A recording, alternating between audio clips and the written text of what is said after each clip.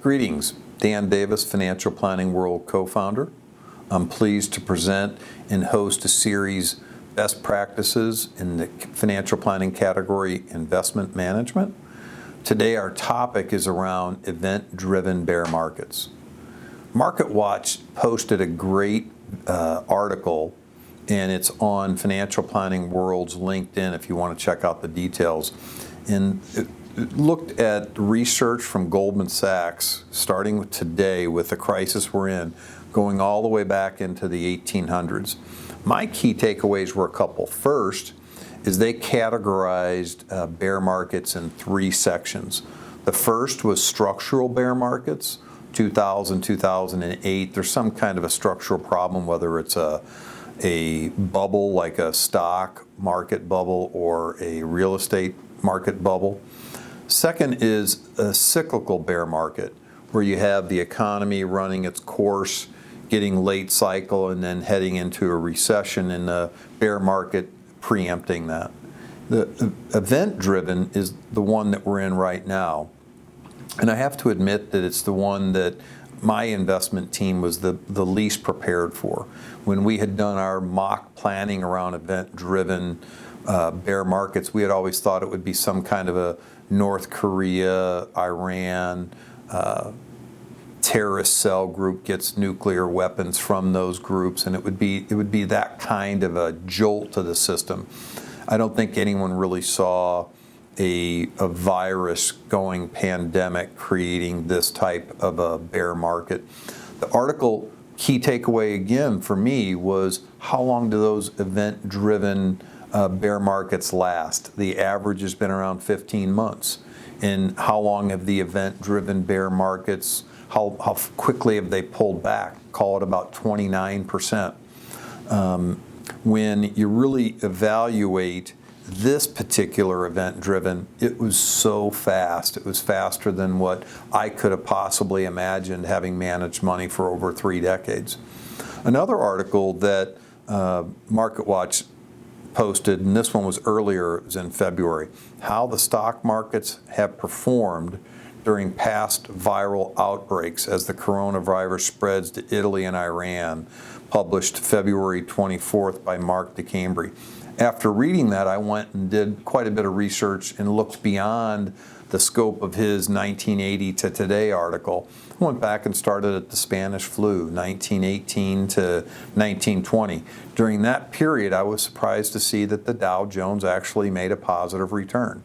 Now, the theory behind it was that World War I had just ended, and the momentum economically and financial markets was such that that pushed through any negative headwind that would have come from the Spanish flu. The other categories looked at stuff like SARS, swine flu, a variety. All of them except for one in Mark's article had a positive Dow Jones rate of return. The only one that was negative, you'd go back into the early 80s, the HIV epidemic that rolled out, and that didn't even register as a bear market. It was down about 16%. 80K Wealth Advisory Group, the firm that I manage money and do financial planning through, we have a system of risk management that's either risk on, risk neutral, or risk off. Risk on, if you take a look at a growth with income model, for example, we might be 35% safer investments and 65% more growth. And we typically will do that, if an economic cycle sort of goes like that, we'll do that when we feel like we're in the middle of that economic cycle, because any pullbacks there typically, while they're scary, peak to trough to peak are a matter of single-digit months. Risk neutral is either A, when we're coming out of a debacle and we're not sure if we've transitioned out yet, or B, when we feel like we're late cycle, that we want to take less risk so that if a cyclical bear comes, that we're not harmed as much.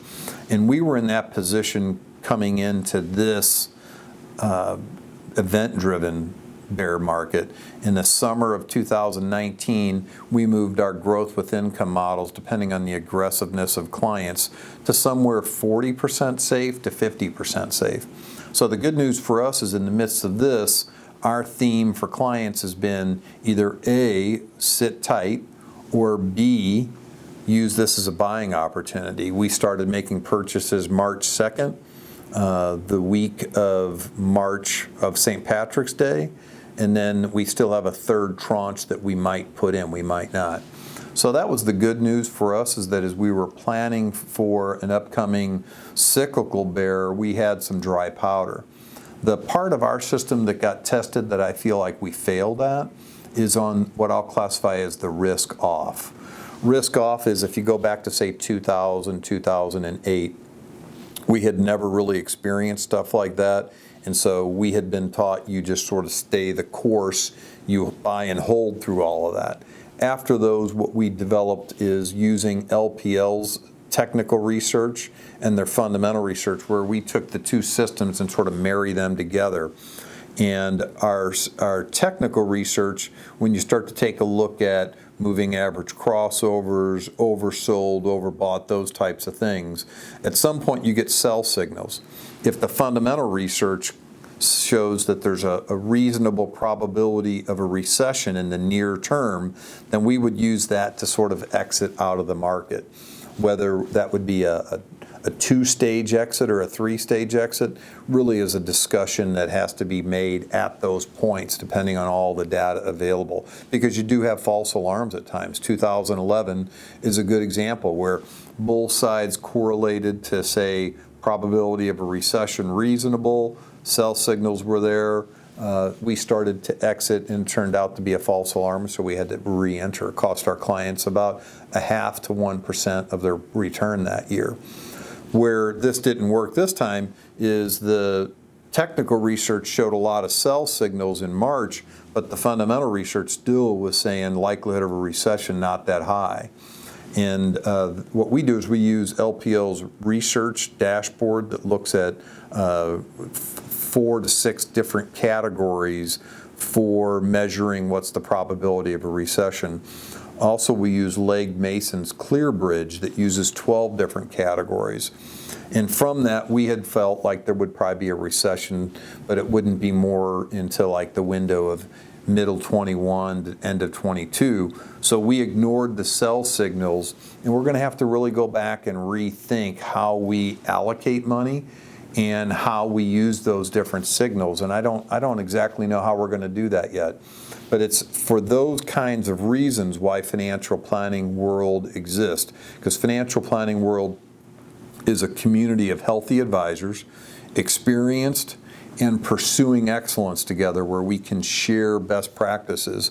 So there'll be several of the individuals that I really respect, their, not just their experience, but their common sense, their decision-making process. And we'll be talking about, how do we allocate? Do we just basically say, hey, when an event-driven bear market comes, we just have to ride through it and hope that we have some dry powder?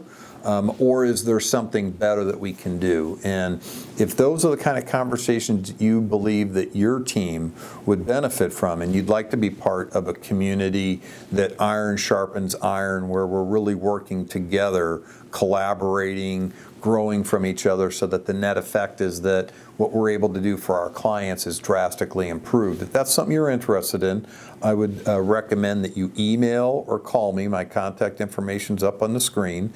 Feel free to reach out after the dust settles when you have 30 minutes, and we'll talk about what the community does, how it's forming, what it looks like, how we get paid, what it means to you, the benefits, etc. Look forward to talking with you. Our next series is going to be in May.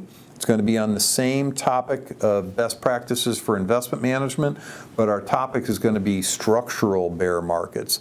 And two of the resources we're really interested that we've read, Devil Take the Hindmost, A History of Financial Speculation by Edward Chancellor, and Manias, Panics, and Crashes, A History of Financial Crisis by Charles Kindleberger and Robert Aliber. Thank you for your time today. Again, if you're interested, check out financialplanningworld.com. Like us, connect with us on LinkedIn, Financial Planning World, and reach out to me if you'd like to schedule a time to talk in more detail. Signing off from Financial Planning World.